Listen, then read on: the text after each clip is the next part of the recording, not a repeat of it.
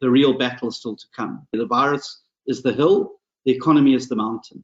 And it's going to be a very, very steep mountain, and it's going to be a lot of pain. We've been in technical recession for the last 6 years.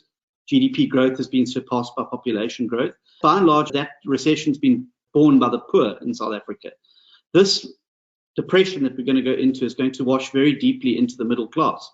And people you and I know, people our kids are at school with, are going to lose their jobs, they're going to lose their businesses, and they're going to lose their homes and their cars. My worry is, and certainly it's the sound that you're hearing from government, is, well, let's just double down on the policies that got us into this mess in the first place. So you're talking now about COVID's dealt finally with your SAA problem, but now we're talking about starting up a new state-owned airline out of the ashes of SAA. We're not going to solve the problem, but the very same paradigm of state control that got us into this mess. So the more the state tries to own and direct the economy, the more it's actually going to wreck it. That's what worries me the most about what's going to happen when we stop dealing with the economic crisis. That government's going to say, well, the answer to the problem is just a little bit more state control, a little bit more monopoly for the state, a few more Escoms and the like. And it is the wrong medicine for the crisis that we're in.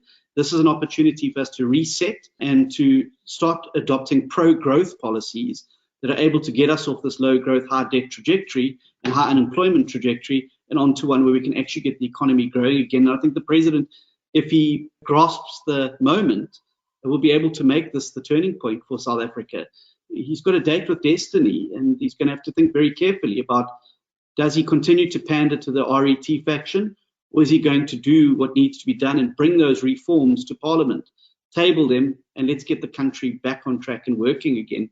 And he'll have no bigger cheerleader or partner in growth than us on the opposition benches. We will help him ram through that agenda if it needs to be through Parliament. But he's now got to have the courage to bring it to the table and to stop pandering to the forces that have brought the country to its knees.